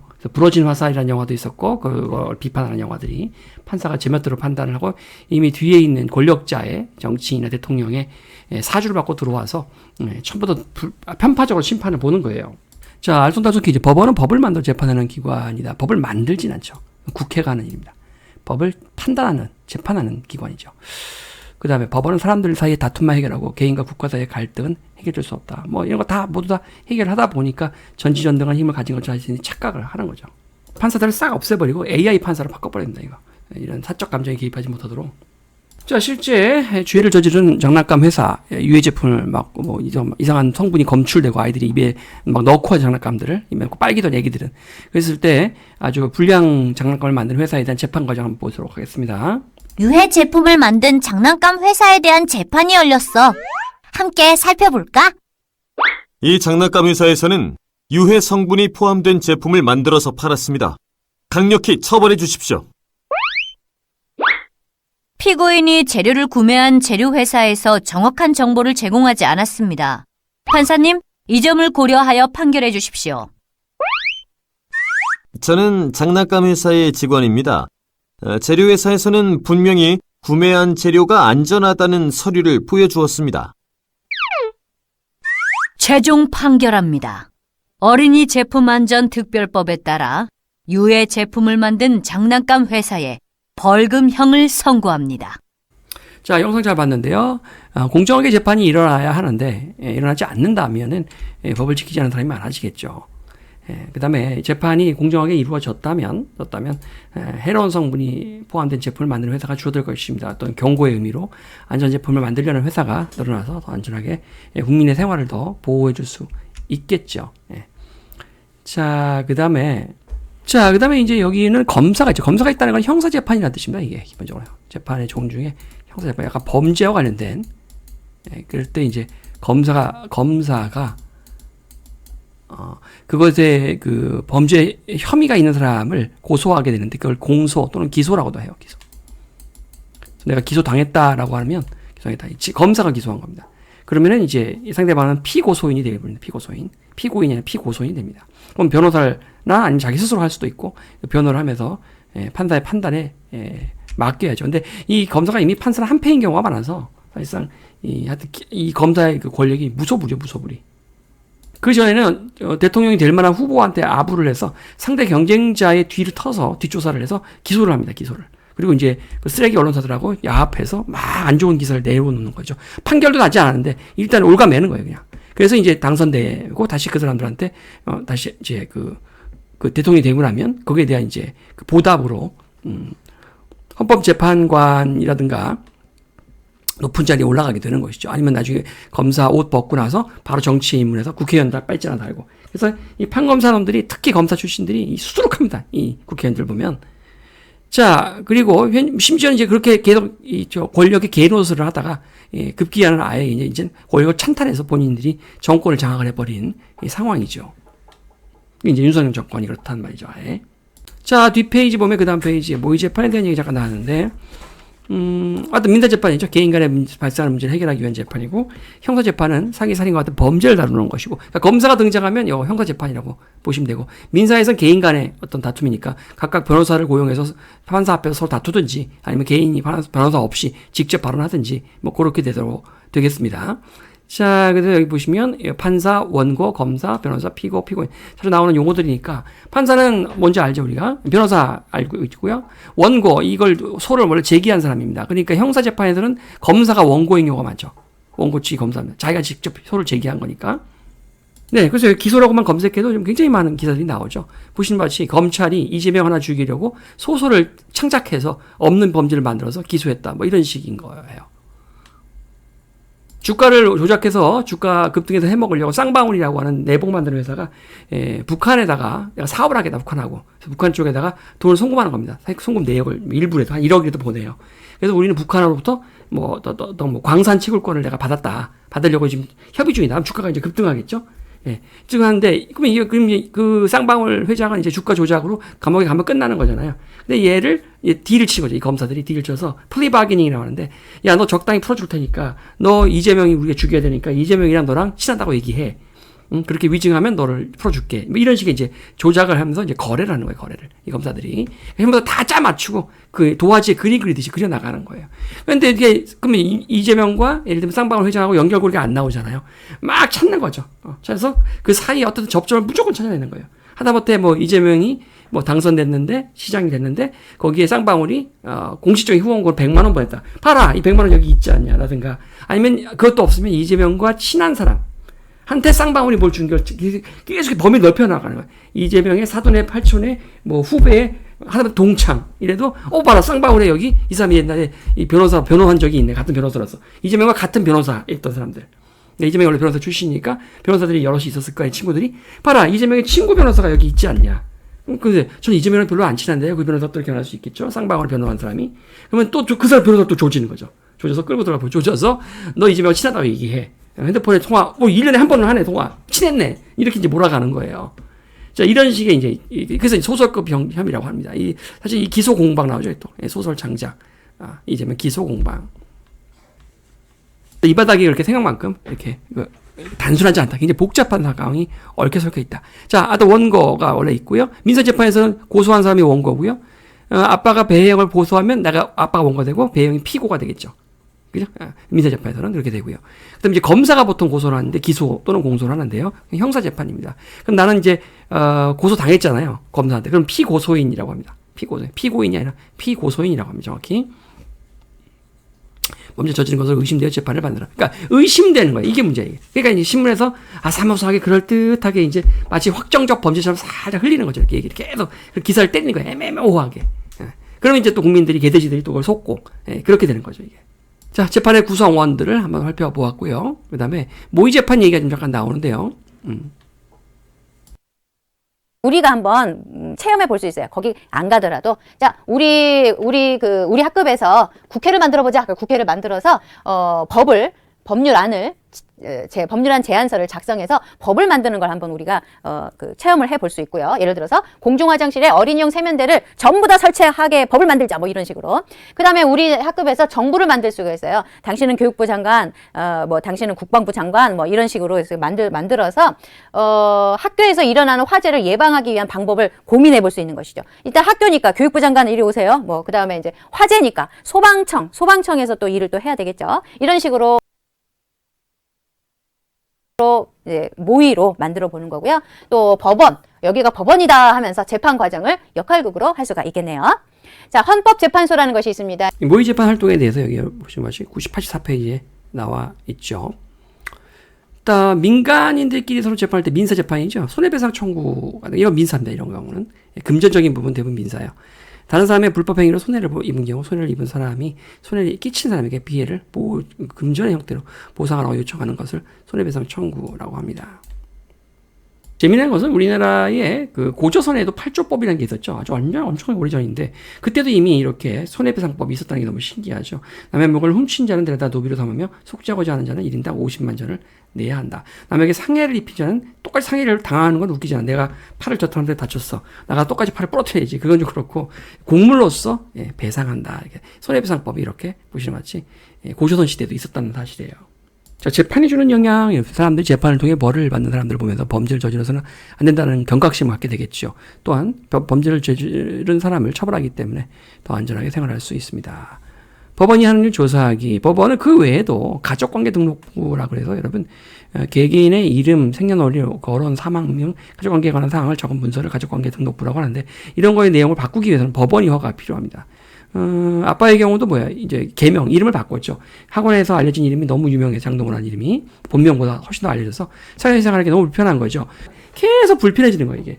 생활하기 불편해서 그런 불편함들을 모아서 역시 또 판사에게 내용을 제출하게 되면 판사가 그걸 판단해서 정말 그러네. 그래서 이제 빵땅땅 판결 내리면 그때부터 개명이 되고. 자, 아무튼 그런 거를 다 판단해주는 역할도 법원이 합니다.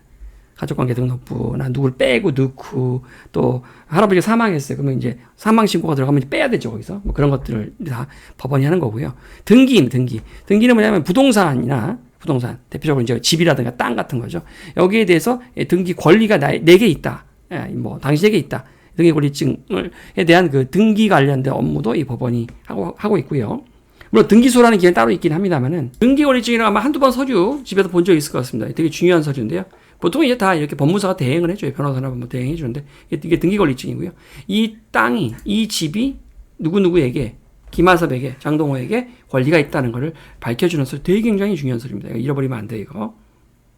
또 돈이 많은 사람들이나 건물이 몇십 개 짓는 사람들 이런 거를 보통 그래서 은행에 금고에다가 보관해 놓고 필요할 때만 갖다 씁니다. 그리고 집에 안 놔두죠. 등기부증을 위험하니까. 자, 이제 그 다음 페이지인 헌법재판소로 가보죠. 헌법재판소. 재판소라는 것이 있습니다. 시험 문제 가끔 나오죠. 헌법재판소. 헌법재판소라는 것은 무엇을 하는 곳이냐? 헌법과 관련된 다툼을 해결하는 일을 하는데요. 헌법이란 말이 들어가 있으니까 자, 법률이 헌법에 어긋나지 않는지 국가기관이 국민의 기본권을 침해했는지를 판단합니다. 라고 했는데 선생님이 헌법이 뭐라 그랬어요? 가장 높은 법이라고 했죠? 그러면 낮은 법도 있을까요? 있어요. 자, 예를 들어서 또 이제 피라미드 갑니다. 가장 꼭대기에 있는 것이 헌법이라고 했죠? 자, 이 헌법을 고칠 수 있는 사람은 누구냐면 국민입니다. 국민만이 헌법을 고칠 수가 있습니다. 그래서 국민이 헌법을 고칠 때에는 투표로 고칩니다. 예, 대대적으로 선거가 이제 일어나게 되는 것이죠. 이 헌법 아래에 있는 것이 법률이에요. 법률. 이 법률은 누가 만든다고요? 이것은 국민이 만드는 것이 아니라 국민의 대표인 국회에서 이 법률을 만듭니다. 이 헌법은 국민이 바꿀 수가 있는 거예요. 예. 국회의원들은 법률을 만들 수 있고요. 그 아래에 있는 것이 이제 명령이라는 겁니다. 여기다 쓸게요. 명령. 이 명령, 이거는 대통령이 또 할 수가 있어요. 그러니까 대통령도 법을 내놓을 수 있는데 이 대통령이 만드는 법이 대통령령이라고 해요. 예, 대통령이 내리는 명령이 되는 것이죠. 그 다음에 요 아래 지방자치단체에서는 조례를 만들 수 있어요. 그 지방에 맞게 법을 만듭니다. 그래서 농촌에 있는 곳에서는 농촌에 맞는 법을 만들겠죠. 도시에 있는 곳에서는 도시에 맞는 법을 또 만들 수 있겠죠. 이런 것들. 자, 이렇게 법이 다 똑같은 층위가 아니라는 거예요. 헌법이 가장 높다는 거예요. 그래서 이런 법률들이나 이런 것들이 헌법에 어긋나지 않는지를 판단하는 것이 바로 헌법재판소다라는 것이고요. 이렇게 대통령이나 국무총리는 지위가 상당히 높잖아요. 이 사람들이 잘못을 저질렀을 때 국회에서 저 사람을 파면하시오라고 요구를 하면 이 파면 요구가 맞는지 그걸 심판하는 일도 헌법재판소에서 하고 있습니다. 헌법재판소에서 하는 일은 헌법과 관련된 다툼을 해결하는 일한다. 법률이 헌법에 어긋나지 않는지 국가기관이 국민의 기본권을 침해했는지를 판단한다. 국민의 기본권을 침해했는지 여부에 대한 유명한 판결이 있는데요. 유우성 씨라는 분이 있어요. 탈북자인데 여기서 사는데 그 검사놈 하나가 유우성 씨를 탈북해서 남한으로 귀순했음에도 불구하고 이중 간첩 아니냐는 혐의로 이렇게 이제 또 무리한 기소를 또 공소 기소 남발이죠를 하는데 실제로 뭐 당연히 죄가 없죠. 무혐의가 나옵니다. 그러니까 여기서 빡신 이 검사놈이 이 유성 씨 다른 거 예를 들면 중국에 있는 여동생한테 돈을 보내는 거 갖고 송금 의혹 갖고 이런 거 갖고 다른 건으로 또 기소를 해요. 보복성 기소를 하죠. 보복 기소라고 이걸 보복 기소. 네가 털면 뭐 하나 나오겠지 않아요. 또 보복하는 거야 이렇게. 절대 이런 짓을 하면 안 되는데 우리나라 대한민국 검사의 수준이 이렇습니다. 그런데 결국 그렇게 해서 오랜 그 법정 다툼 끝에 실제로 유호성 씨가 실형을 사게 되고 감옥에 갑니다. 감옥에 나와서 국가를 상대로 자기의 인권이 침해당했다 해서 소송을 하게 되고요. 결국 이제 그런 부분들이 인정돼요. 이제 기소가 무리했다는 걸 인정합니다. 그리고 이제 최근에 민주당이 그 했던 검사를 안동환 검사라는 놈을 이제 파면하기 위해서 탄핵을 추진한다. 검사 탄핵을 추진했는데 이게 이런 것들이 이제 헌지에 올라간 거죠. 헌법재판소에 올라갑니다. 헌법재판소에 있는 판관 헌법재판 판사 9명 중에 5명이 이거는 검사가 뭐 이렇게 직권남용 안 했다. 괜찮다. 이런 짓 해도 된다. 내 놈은 안 된다. 나쁜 놈이 검사 벗겨버려야 된다. 결국은 이것이 5-4로 져서 검사는 멀쩡하게 지금 잘 검사 짓을 해먹고 있어요. 이게 이제 우리나라 현재 수준이란 말이에요. 이제 이게 왜 그러냐면 대통령이 검사다 보니까 눈치를 보는 거예요. 헌법재판소조차도 눈치를 보는 거예요, 지금. 그래서 그런 국민 기본권을 침해했는지를 판단하고요. 대통령, 국무총리 같은 지위가 높은 공무원이 큰 잘못을 저질렀을 때 국회가 파면을 요구하면 대통령 탄핵 같은 거, 국무총리 탄핵도 그렇죠. 대통령 탄핵 같은 것도 판단을 하고요, 이렇게. 자, 이태원 참사로 많은 젊은이들이 떼죽음을 당하고 전 세계적으로 개망신을 당했죠. 사실 행정안전부가 전혀 이제 안전 대책이 미흡했기 때문에 행안부 장관이 스스로 사실 사표를 내고 물러나야 되는데 버티기에 들어갑니다. 역시 또 행안부 장관을 탄핵하죠. 탄핵하는데 헌법재판소에서 전원 9명 전원 일치로 기각 처리해서 너 그냥 이렇게 사람 죽이고 살아라 해가지고 이렇게 된 거죠. 장관 및 대통령, 국무총리 등의 지위가 높은 공무원의 탄핵 같은 걸 판단하는 일을 합니다. 이때조차도 사실은 그 헌법재판관들을 대통령이 임명하는 몫이 있고요. 3명은 국회에서 임명하고요. 9명 중에. 나머지 3명은 대법원장이 임명합니다. 대법원장만 잘 임명하면 대통령이 결국 6명을 자기 폰으로 할 수 있는 거잖아요. 그러니까 이런 판결이 나오게 되는 거예요. 그러니까 AI 판사가 등원되는 게 낫지. 이게 자기 임명한 사람들한테 은혜 갚는다고 이런 식으로 이렇게 판결을 한다면, 그렇게, 지금까지 그렇게 해왔고. 근데 우리가 이제 영화라든가 판사의 정의로운 모습에 너무 이런 것에 거짓 정보에 노출돼서, 그럴 설마 판사가, 그러면 설마가 우리나라를 망쳐, 설마. 총 9명의 재판관으로 구성되어 있고요. 3명은 대통령이 임명하고, 3명은 국회에서 임명하고, 3명은 대법원장이 임명하고요. 법원이 일반적인 사회 질서를 유지하는 기관이라면 헌법재판소는 법률 자체가 헌법에 어긋나지 않는지, 법률이 우리 기본 국민의 기본권 기억나요? 평등권, 자유권, 참정권이죠. 이런 것들 것이 어긋나지 않는지를 국가기관이 또 국민의 기본권을 침해하지 간첩으로 몰아가지고, 그죠? 국가기관이면 아까 검찰청 같은 게 검사들이 침해하지 않는지 판단하는 기관이다. 그걸 기본권을 침해하지 않았다고까지 얘기해버리니, 나이 제한의 공무원 시험에 나이 제한을 두면은 이건 국민의 기본적인 평등권을 침해한다고 볼 수 있어 소송을 할 수 있는 거죠. 헌법소원을 제기해서 헌법재판소의 판단을 받아보는 거예요. 자, 학원들이 밤 10시 이후에 수업을 새벽 1시, 2시까지도 막 했었습니다. 그러니까 학생들의 행복 추구권을 너무 제약한다. 애들이 자야 되는데. 그래서 그걸 못하게 막자, 규제를 하자 학원들이 일찍 모여서 헌법재판소에 헌법소원을 낸 거예요. 아니, 우리가 직업의 자유권이라는 게 있는데 우리도 직업으로 우리 마음대로 이렇게 할 권리가 있는데 대한민국은 자유국가가 아니냐, 우리 직업은 그렇게 할 수 없는 거냐. 근데 결국 헌법재판소에서 아니다, 학원이 틀려먹었다, 10시에 수업하지 마라, 이거는 학생의 행복 추구권을 방해하는 것이 더 우선한다, 학원의 영업권보다는. 그래서 결국은 학원들은 충격해봤지만 교육당국은 교수시간을 계속 제한을. 그래서 지금까지 10시가 어쨌든 커튼 가리고 수업을 몰래 하든 간에 기본적으로 10시까지가 헌법재판소가 내린 판결입니다. 국민의 기본권을 판단하는 역할을 한다는 것이죠. 자, 공정한 재판을 위해서 법원은 외부기관 및 언론과 독립적으로 운영돼야 합니다. 원칙적으로 한 사건에 대해 급이 다른 법원에서 3번까지 재판을 받을 수 있죠. 자, 이건 내일에 했던 건데요. 삼권 분립에 대한 것인데, 우리는 이제 그 앞쪽에서 했었던 거죠. 권력 분립이라고 했는데, 이제 정확히 3권 분립으로 외워야 됩니다. 이렇게 한 번으로 끝나면 될 거를 또 이 책은 또 특이하게 2번으로 나눠놨어요. 앞에도 놓고 여기도 놨단 말이에요. 그래서 이 3권 분립에 대한 부분은 EBS는 아까 미리 강의를 했기 때문에 또 추가된 강의는 없습니다. 아까 한 강의를 가지고 다시 한번 똑같은 거를 여러분 여기다 잘 필기를 이렇게 하시면서 강의를 들으시면 되겠어요. 네, 지난번 강의 가지고 같이 복습하면서 필기를 해봅시다. 권력 분립의 원리입니다. 자, 권력이라는 건 뭐라고요? 파워라고 했죠? 힘이라고 했죠? 자, 이 힘을 분립이 뭐냐면 분 나눈다는 얘기예요. 힘을 누군가에게 그냥 몰빵해서 다 주는 게 아니라는 얘기예요. 그러면 독재가 될 수 있죠. 그죠? 너무나 강대해져서. 그래서 이 힘을요, 너도 좀 갖고, 너도 갖고, 너도 가져. 이렇게 힘을 한쪽에다 몰아주지 않고 분산시켜준다는 거예요. 그리고 그 힘에 대해서 간섭하지 않아요. 너 내 말 들어. 이렇게 안 한다는 거예요. 자, 각자의 힘을 존중해 준다는 거죠. 이게 바로 분립입니다. 자, 어떤 얘기인지 볼게요.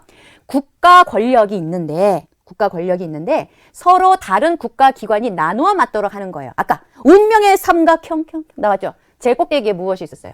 국회가 있었어요. 이거 꼭 외우더라고요. 그 다음에 정부가 있었죠. 운명의 삼각형에. 그리고 또 법원이 있었습니다. 그렇죠? 자, 이게 바로 국가기관들이에요. 서로 다른 국가기관들입니다. 운명의 삼각형에 있는 국가기관입니다. 국가 권력을 이 세 꼭지점의 권력기관들이 나누어 갖고 있습니다.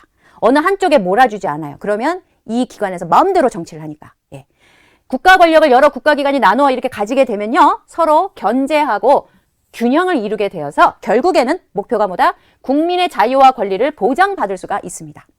어느 한편이 너무 비대해지고 권력을 다 갖게 되면 마음대로 정치를 하기 때문에 결국에는 국민의 자유와 권리를 자기네들이 빼앗아갈 수 있기 때문에, 자, 너희 국민들이 명령하는 거예요. 얘들아, 너네 국회하고 정부하고 법원, 너희들 권력기관이지? 국가기관이지? 너희 셋이 우리가 권력을 줄 테니까 주권을 조금씩 행사할 수 있게 나눠주니까, 우리 힘을 주니까 사이좋게 셋이 나눠 가져. 이게 바로 권력 분립이다, 이 말이에요.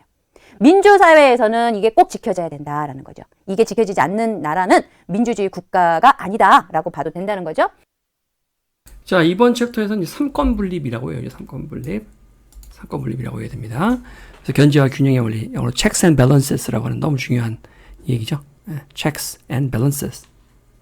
영어에서도 견제와 균형으로 checks and balances 이렇게 나와 있죠.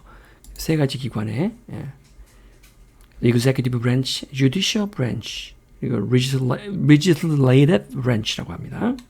legal이라는 게 법의 법, legal, 합법적인. 그래서 legislative branch, 입법기관이고요. executive branch죠. execute가 이제 실행하다는요. 행정부. judicial branch죠. 사법부입니다. 견제와 균형.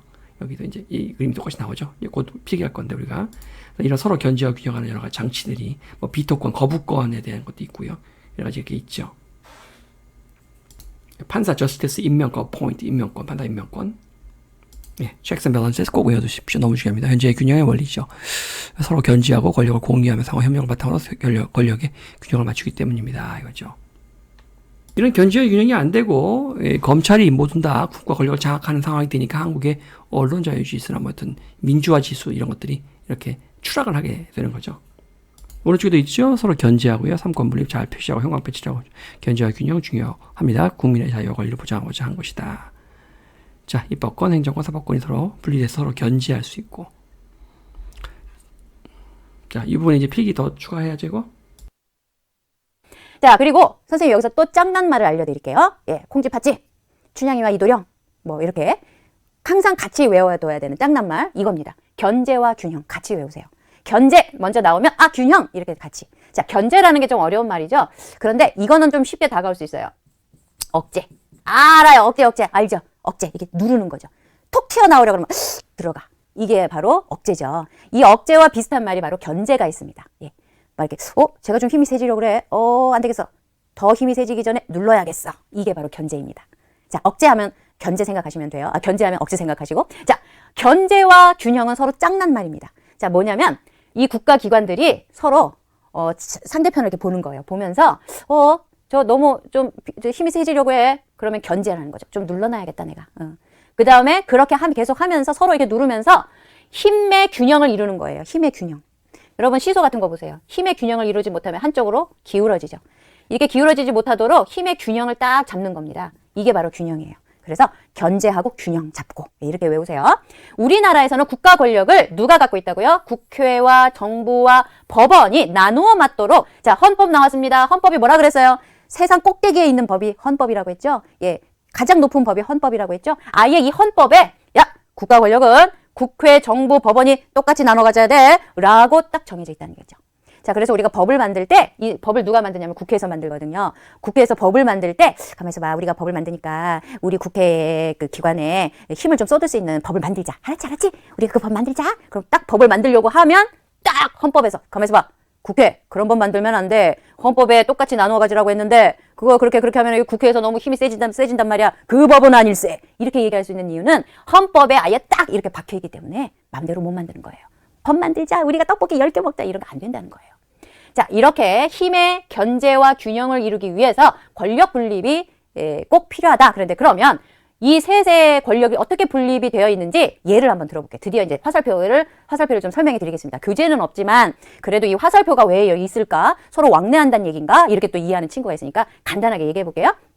일단 국회와 정부와 법원에서 이 견제하는 방법, 국회가 정부를 견제하는 방법이 있습니다. 국회에서 일하는 사람이 누굴까요? 국회의원이죠. 많이 들어봤죠? 국회의원. 예, 뉴스에 단골로 나옵니다. 예, 국회의원. 그러니까 뉴스 꼭 보세요. 과자 먹었으니까 꼭 보셔야 돼요. 그 다음에 정부가 있습니다. 정부의 대표가 누굴까요? 여러분 많이 알고 있는 대통령이죠. 대통령이고요. 국무총리이고요. 장관도 많이 나오죠. 뉴스에. 장차관 다 나옵니다. 여기 또 법원에서 일하는 분들이 법관들이죠. 법관들. 예. 재판하고 심판하고 하는 법관들이 있습니다. 자, 뭐든지 사람이 하는 일이에요. 그러니까 그렇죠? 자, 이 기관들이 있습니다. 그래서 서로 견제를 하는 거예요. 눌러주는 거죠. 나 내려가봐. 막 이렇게 어떻게 하느냐면요. 일단 이 국회는요 법을 만드는 곳이에요. 나중에 상세하게 알려드릴게요. 법을 만드는 곳인데 우리 이런 법을 만들 거다. 그러잖아요. 그러면 이게 법률 안이잖아요. 자, 그러면은 법률 안을 얘기를 해요. 자, 우리 이런 법을 만들 거야. 그러면 여기 대통령이 가만있어 봐. 이 법은 아닌 것 같아. 자, 이렇게 법률안을 거부할 수 있습니다. 거부권이 있어요. 자, 이 법률은 아닌 것 같아. 다시 생각해봐. 자, 돌려보낼 수 있어요. 자, 이게 바로 국회를 누르는 거죠. 그 법은 아닐세. 이렇게. 그럼 여기서 이제 뭐야 우리가 만든 법인데 왜 마음에 안 들어해? 막 이럴 수 있죠. 좋았어. 그러면 나도 대통령을 한번 눈여겨 보겠어. 뭐 이렇게 할 수 있잖아요. 그게 바로 뭐냐면 탄핵 소추권입니다. 탄핵 소추권. 이게 뭔지 알아요? 무시무시한 거예요. 자, 우리가 보니까 말이야, 국회의원들이 보니까 말이야, 대통령하고 저기 국무총리하고 장차관들 중에서 법률을 위반한 사람이 있어. 헌법에 위배하는 행동을 하는 사람이 있어. 그럼 어떻게 하냐면, 여러분, 여기 있는 뭐 국무총리가 대통령이 뭐 헌법을 위반했습니다. 우리 그 자리에서 내려오게 합시다! 라고 결정을 할 수 있다는 얘기예요. 물론, 결정만 한다고 뭐 내려오는 건 아니죠. 예. 내려오게 합시다! 하고 얘네, 여기 국회의원들이 얘기를 할 수 있다는 얘기예요. 결정할 수 있다는 얘기예요. 이거 무시무시한 거죠. 그러니까 대통령도 함부로 말 못하는 거예요. 그래서 내가 이 행동을 하면 국회에서 들고 일어나겠지? 뭐 이렇게 할 수 있는 거죠. 이게 힘의 균형을 맞추는 거죠. 여기도 그래요. 대통령은 법원에 어떻게 하느냐? 대법관이 있거든요. 대법관을, 와우, 대통령이 임명할 수 있어요. 자신의 그 생각과 철학에 맞는 사람을 대법관을 임명할 수 있는 힘이 있어요. 그러면 이 사람들은 그 대통령의 말을 계속 따라야 될까요? 아니란 얘기예요. 대통령도 법을 하나 만들 수 있는데요. 대통령이 만드는 법이 바로 명령이라는 것이 있습니다. 야, 명령이야. 해! 라는 게 명령이 있어요. 요것을 심사할 수 있어요.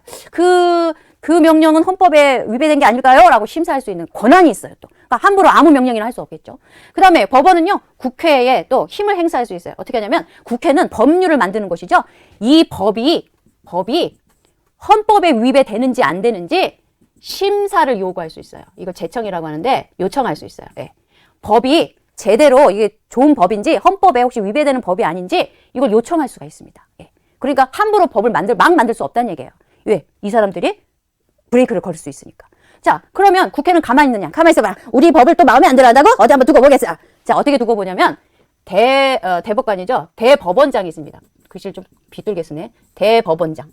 자, 이 대법원장은 법관들 중에서 제일 높으신 분이거든요. 이 대법원장을 누가 임명하냐면, 자, 당신 대법원장에 누가 하냐면 대통령이에요. 대통령이. 이것을 대법원장을, 자, 당신 대법관 하시오.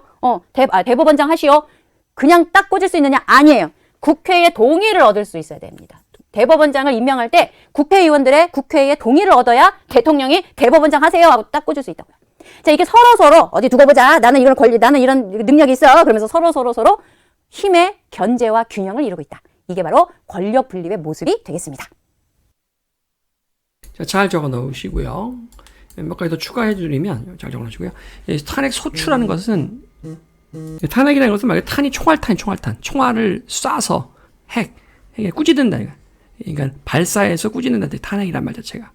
소추라는 것은 소송을 얘기해서 추방한다는 거야. 소송을 제기해서 소추. 탄핵 소추라는 건 국민의 의견을 어떤 여러 가지 의견을 발의해서 꾸짖고 소송을 제기해서 쫓아낸다. 탄핵 소추. 그런 말이 되겠고요. 거부권은 아까 영어로 비토라고 하죠. V-E-T-O, 비토라고 비로. 비토권. 뭐 UN 안보리에서도 뭐 비토를 행사했다. 비토 들어봤죠? 비토. 우리말처럼도 씁니다. 비토. 자, 대법관을 임명한다. 대법원장도 임명한다. 대통령이. 그러다 보니 뭐 이번 국회는 임명 동의권을 갖고 있습니다만은 대법원장이 이제 아까 헌법재판소에 3명을 또 임명할 수 있잖아요. 대통령이 셋, 그러면 대법원장이 셋, 그럼 6명이잖아요. 벌써. 그러니까 이 헌법재판소가 자꾸 기각되는 이유가 그런 데 있는 것이다. 자, 그 정도 설명하고요. 자, 계속해서 이제 우리가 87페이지 가면요. 자, 신문기사에 나타난 국가기관의 견제사례 찾기라고 되어 있어요. 그래서 국회의원들이 국정감사에서 장애인, 노인, 임산부 등을 위한 편의시설 부족 문제를 해결하려는 정부의 고민이 부족하다고 지적했다. 자, 보시면 이제 이 법사위라고 하는 안에 이제 그 국회의원들 이제 국회 안에 이제 한 조직이죠. 법사위. 이제 위원회라든지 몇 개씩 조직이 돼서 행안위라든가 법사위 뭐라든가 뭐 문체위라든가 여러 가지 이제 위원회가 있는데 보시면 나오죠. 그래서 이제 아까 얘기했던 이제 국민권익위원회라든가 아니면 고위공직자 범죄수사처를 공수처라고 하거든요. 그래서 여기다 이제 고발을 하는데 그 대통령도 고발하고 다 고발하는 거에다가 뭐 검사도 고발하고. 자, 아무튼 그래서 공수처장이 나와 있는데 그럼 여기 왜 나왔어요? 공수처장에게 분노하는 뭐 박정희 나와 있잖아요. 그래서 이렇게 국정감사에서 뭐 이건 또 감사원을 지금 질책하고 있는 것인데요. 보시는 바같이 그걸 아직도 몰라 이런 식으로 이렇게 버럭 이겁니다. 지적했다 이런 겁니다. 국정감사 시간에. 자, 대통령은 새해를 맞아 뭐 누굴 사면했다는 거죠. 그다음에 다는 법원재판부가 환경부가 쭉 나오는데 이때 보시면 이제 가는 국회가 정부를 갈구는 거죠. 갈구는 거고. 그 다음에 사면권은 법원에서 막 가둔 사람들을 대통령이 막 멋대로 막 풀어주는 거예요, 그냥. 예. 이게 대통령이 법원을 갈구는 거죠. 이거는. 대통령이 갖고 있는 권한 중에서 대표적인 게 이 사면 권한이거든요. 예. 법원재판부가 환경부가 무슨 기업에 내린 개선 명령을 취소하라고 결정했다 했어요. 저 기업의 자유활동을 너무 많이 침해하는 것이다. 기업을 좀 건드리지 마라. 라고 이 정부를 갈구는 거죠. 누가? 법원이 정부를 갈구는 사례죠. 굉장히 중요합니다. 이 부분 내용들은. 법원재판부는 헌법재판소에 무슨 법이 헌법에 위반되는지 심판해달라고 요청했다. 법을 만든 데가 누구죠? 국회죠. 예. 그래서 법원이 국회가 만든 법을 헌법재판소에 넣어놓고 이 법이 맞는지 좀 해달라. 그래서 법률 심사를 부탁하는 거예요. 국회를 갈구는 거죠. 그러니까. 법원이 국회를 갈구는 거죠. 국회는 대법원장 임명에 동의할지를 결정하는 투표였다. 너무 지나치게 대통령과 친하거나 아니면 지나치게 자신의 성향과 맞지 않는 벌핏하면은 야당을 공격하던 사람을 갑자기 대법원장에 임명하는 거예요. 그런 판사를 임명한단 말이죠. 예, 그렇게 되면 이제 국회에서 대다수 야당 국회의원들이 반대를 할 수가 있잖아요. 그래서 그런 걸 동의할지를 결정하는 투표를 했다. 우리가 투표를 결정하자, 우리가. 그래서 이 사람을 동의해 줄지 말지를. 자, 그래서 이런 것들은 국회의원들이 국회가 이 대법원장 임명에 동의할지 여부니까 법원을 갈구는 거고 동시에 또 대통령을 갈구는 거기도 합니다. 사실은 정부와 법원을 모두 갈구는 건데 원칙적 대법원장은 법원 소속이니까 법원을 갈구는 것으로 견지하는 것으로 이렇게 보죠. 대통령은 오늘 국회에서 통과된 법률을 다 거부해버렸다. 그래서 이것은 바로 대통령이 국회를 갈군 거예요. 국회를 갈군 겁니다. 전부 다 거부권 행사해버리는 거예요. 기본적으로 우리가 입법권과 행정권, 사법권이라고 하는 것은 견제와 균형을 통해서 국민의 자유와 권리가 보장되거든요. 특정 기관이 모든 권력을 독점하거나 그러면 이제 독재국가가 되는 거예요. 자, 그 다음에 이쪽에 보시면 모범은 국가 권력을 국회, 정부, 법원이 서로 나눠 맡도록 하는 것은 삼권 분립. 이제 지난번까지는 답을 권력 분립이라고 쓰게 맞고 이번 시간부터 저희는 답을 뭐라고 쓴다? 삼권 분립. 삼권 분립이라고 씁니다. 국정부나 국회가 정부의 기관장들을 불러다가 또 장차관을 불러다가 갈구는 제도죠. 자, 사회 속 이야기, 국민이 직접 나라는 일에 참여해야 해서 법을 만들 때, 정부가 사업을 진행할 때, 법원에서 재판을 할 때도 국민이 모두 참여할 수가 있는데요. 국회가 법을 만들 때는 입법 예고를 합니다. 이걸 우리가 읽어보고 반대 의견 또는 찬성 의견을 제시할 수 있겠고요. 자, 국민 참여 예산. 국민은 국민 참여 예산 제도를 통해서 국가에서 하는 다양한 사업에 대한 제안이나 토론할 수 있으며 다른 국민이 제안한 사업을 검토하고 의견을 제시할 수 있다. 국민 참여 재판. 재판에 이제 배심원을 참여해서 의견을 낼 수 있는 거죠. 이거는 이제 피고인이 또는 피고소인이 국민 참여 재판을 요청할 때가 있어. 나 국민 참여 재판으로 재판 받고 싶다. 판사 못 믿겠다.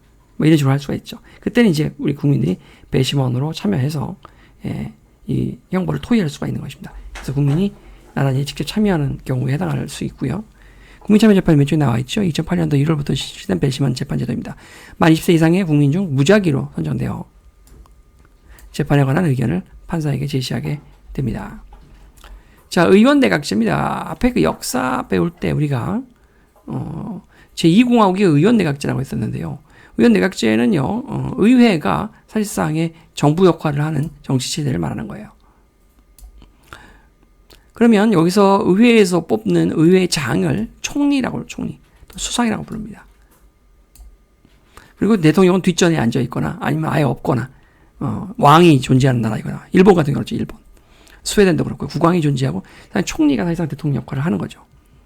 수상 또는 총리 역할은 국가를 대표하는 사실 대통령의 역할이에요.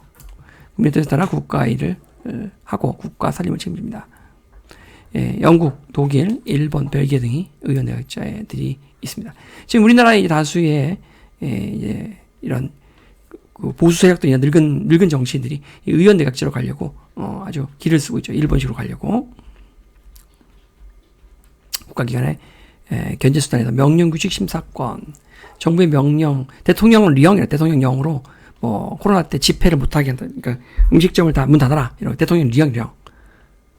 아니면 뭐 서울시 조례, 뭐 서울시 규칙 등으로 한 처분이, 음식점에 내린 처분이, 나는 기본적인, 개인의, 직업 선택의 자유. 내가 식당 하는 게 무슨 죄냐 말이야. 예. 그래서 나는 이 영업시간 난 늘려서 하겠다. 이것이 법에 위반되는지, 헌법이라면 위반되는지, 법원이 심사할 수 있는 권리, 명령, 규칙 심사 권리. 정부나 대통령이 발동하는 명령이나 규칙을 법원이 심사하는 거예요. 법원이 대통령을 갈구는, 법원이 정부를 갈구는 견제권이죠. 위헌 법률 심사 제청권. 법원이 국회가 정한 법률이 헌법에 어긋난다고 생각될 때 효력을 잃게 하거나 법률의 적용을 거부하도록 헌법재판소에 요구합니다. 그래서 국회가 법을 만들었어요. 근데 법원이 그거를 헌법재판소에 넘겨서 이 법이 자기들이 생각할 때 옳지 않은 법 같다라고 해서 견제라는 거예요. 그래서 이것은 법원이 또 국회를 견제하는 수단이죠. 국회를. 법률안 거부권이죠. 이건 대통령이 국회를 또 견제하는 수단이죠. 해병대의 그 무리한 지시로 인해서, 정확히 말하면 대통령인데, 해병대원이 급류에 휩쓸려서 죽었어요. 작전 수행 중에. 이건 도저히 밝힐 수가 없어서 특검을 하자고 했는데, 대통령이 또 거부권 행사하죠. 10번째 거부권입니다. 10번째 거부권. 그래서 이 거부권을 너무 많이 남발하기 때문에, 또 이런 법률안을 또 다시 국회가 내놨어요. 대통령 거부권의 횟수를 제한하자. 너무 많다, 남발을. 걸핏하면 거부권 하냐, 이거죠. 그렇게 하니까 또 다시 서울시장인 우리 물세운 시장이라고 부르는 물세이돈, 그러니까 또 대통령 거부권 제한을 하려고 하다니 뭐 이재명이 너 1인 독재하느냐 이런 식으로 스탈린 마오쩌 동안 이재명 너 똑같다. 이게 또 대통령을 또 결사옹위하고 있는 또 이런 기사가 또 나오죠. 이 말은 대통령은 무제한으로 거부권 행사할 수 좋다라는 거랑 똑같은 거니까 참 발상 자체가 한심하다 할 수 있겠어요. 아무튼 이런 것들이 서로가 견제하는 수단으로서 굉장히 중요한 부분이 되겠습니다. 네, 말은 좀 어렵지만 의미를 생각하면 명령구치 심사권이라는 건 정부가 내린 명령을 법원이 심사하겠다는 뜻이니까 이건 법원이 정부를 갈구는 거고, 위헌 법률 심사권, 법률 만든 국회 법률을 법원이나 또는 헌법재판소가 판단하도록 하게 하는 것이니까 이것도 역시 법원이 국회를 또 갈구는 것이고, 법률안 거부권, 법률을 내놓은 국회를 특검 같은 거 내놓은 특별검사 내놓은 국회를 대통령이 거부해버리니까 대통령이 또는 정부가 국회를 갈구는 것이고, 이거는요. 그 다음 페이지 와서요. 기네요. 한번 단어는. 자, OX 프로 보면요. 민주주의 국가는 인간의 존엄성을 실현하기 위해서 민주정치의 기본 원리를 지킨다. 그렇죠? 민주주의의 기본 원리, 민주정치의 기본 원리가 뭐였어요? 그 국민주권의 원리가 있어. 국민주권. 주권이 국민에게 있다는 거예요. 국민 스스로 결정할 수 있다. 두 번째는 권력분립의 원리였죠. 권력분립의 원리. 권력분립의 원리는 국민이 나라의 주인으로서 나라의 주인, 이게 국민주권의 원리죠. 이거는 틀렸죠. 이거는 국회는 법을 만들어 말고요. 국회에서 정부가 법에 따라 일을 잘하고 있는지 확인하는 것을 국정감사, 그렇죠? 국정감사 아까 막 호통치고 하는 거 맞죠?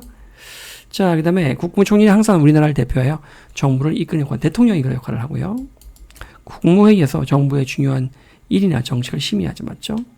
공정한 재판을 위해서 한 사건은 최대 3번까지 재판을 받을 수 있고, 법원은 법에 따라 나라의 살림을 맡아 하는 게 재판하는 곳이고요. 나라 살림을 맡아 하는 곳은 정부죠, 정부. 자, 삼권 분립을 하는 이유는 한 기관이 국가의 중요한 일을 마음대로 처리할 수 없게 하기 위해서는 거죠. 틀렸다고 볼 수 있어요.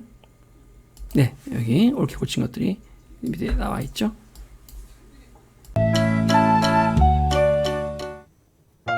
오늘은 어떤 사건과 관련된 인물일까요? 다음과 같은 일을 하는 인물은 누굴까요? 대통령을 도와서 행정부의 각 부를 관리한대요. 대통령이 외국을 방문하거나 어떤 이유로 일하지 못하면 이분이 대통령의 임무를 대신한대요. 정답은 국무총리죠, 국무총리.